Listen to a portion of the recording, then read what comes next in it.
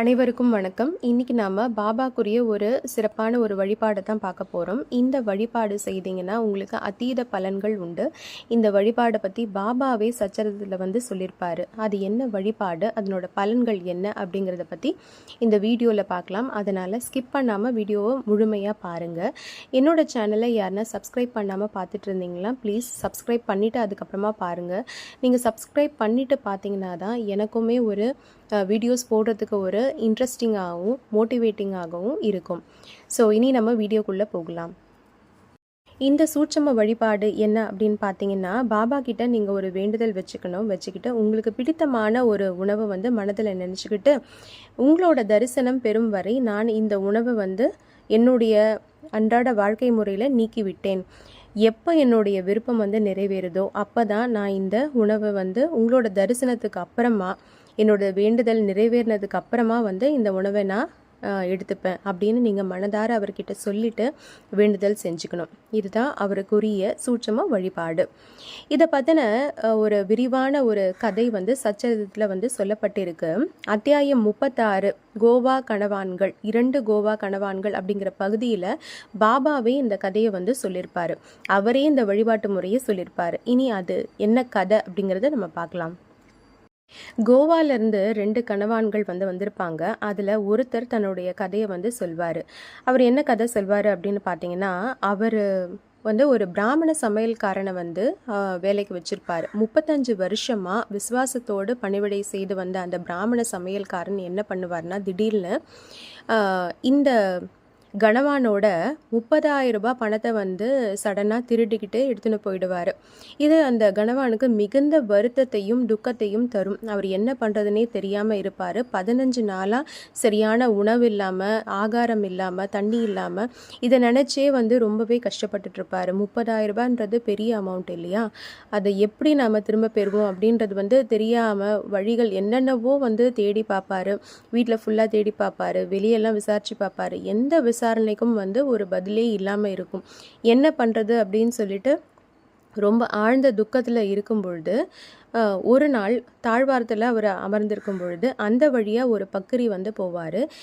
இந்த கணவான் ஏன் இவ்வளோ ஒரு கஷ்டத்தோடு இருக்கிறாரு, ஏன் வருத்தப்பட்டுட்டு இருக்காரு அப்படின்னு நினச்ச அந்த பக்ரி என்ன பண்ணுவார், இவர்கிட்ட வருவார்.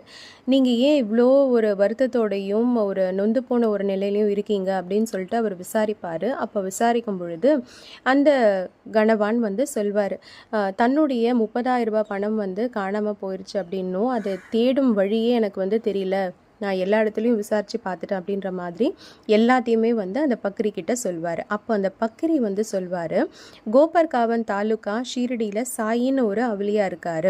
அவர்கிட்ட நீ ஒரு வேண்டுதல் வச்சுக்கோ. உனக்கு மிகவும் பிடித்த ஒரு உணவை நீ மனசார நினச்சிக்கிட்டு உன்னுடைய தரிசனம் பெறும் வரை அந்த உணவை நான் நீக்கி விட்டேன் அப்படின்னு நீ சொல்லிக்கோ. அதுக்கப்புறம் அப்படியே நீ பிரார்த்தனை செஞ்சுக்கிட்டு என்னைக்கு உன்னோட பிரார்த்தனை நிறைவேறுதோ அப்போது நீ சாயை போய் தரிசனம் செய்யி அவர்கிட்ட மனதார நன்றியை சொல்லிட்டு அதுக்கப்புறமா உன்னோட உணவை நீ வழக்கமாக எடுத்துக்கிற மாதிரி எடுத்துக்கலாம் அப்படின்ற மாதிரி அந்த பக்ரி சொல்லிட்டு போவார். இந்த கணவான் என்ன உணவு விட்டுடுவார் அப்படின்னு பார்த்தீங்கன்னா, அரிசி சோறு சாப்பிடுவதையே நிறுத்திடுவார். டோட்டலாக சாப்பாடே சாப்பிட மாட்டார். அப்போது அவர் மனதார வேண்டிப்பார், பாபா என்னுடைய சொத்து, அதாவது அந்த 30,000 ரூபாய் பணம் மீண்ட பிறகுதான், உன்னுடைய தரிசனத்தை பெற்றான பிறகுதான் இந்த அரிசி சோறு உணவை நான் உண்பேன் அப்படின்னு ஒரு உறுதிமொழி எடுத்துப்பார். அதுக்கப்புறமா 15 நாட்கள் கழித்து, கிட்டத்தட்ட 1 மாதம் ஆகிடும் காணாமல் போயிட்டு, அந்த பக்ரி வந்ததுக்கு அப்புறமா ஒரு 15 நாள் கழிஞ்சு அந்த பிராமணனே, அந்த வேலைக்காரன் இருக்கார் இல்லையா, அவரே தானாகவே இந்த கணவான் கிட்ட தான் செய்தது தப்பு, எனக்கு பைத்தியம் பிடிச்சிருச்சு, நான் ஏன் இப்படி செஞ்சேன்னு எனக்கே தெரியல, உங்கள் காலில் விழுந்து வணங்குறேன், என்னை தயவு செஞ்சு மன்னிச்சிருங்க அப்படின்னு சொல்லிட்டு இந்த கணவான் கிட்ட மன்னிப்பு கேட்பார். இப்படியெல்லாம் நடக்கும்னு அந்த கணவான் எண்ணியே பார்த்துருக்க மாட்டார். எல்லாமே நலமாகவே முடிவடையும். அந்த 30,000 ரூபாய் பணத்தையும் அந்த வேலைக்காரன் கணவான் கிட்ட திருப்பி கொடுத்துருவார். இப்போ இந்த கணவான் பார்த்தார் இல்லையா ஒரு பக்கிரி, அந்த பக்கிரியை திரும்ப அவர் பார்க்கவே மாட்டார். அந்த பக்கிரி சாட்சாத் அந்த சாயிநாதரே அப்படிங்கிறத அவர் மனசார நம்பினார். அதனால் தன்னுடைய கோரிக்கை நிறைவேறிச்சு இல்லையா, அதனால் அவர் சாய்பாபாவை சென்று ஷீரடியில் தரிசனம் செய்வார். அதன் பிறகு தான் அவருடைய அரிசிச்சோறை அவர் எடுத்துப்பார்.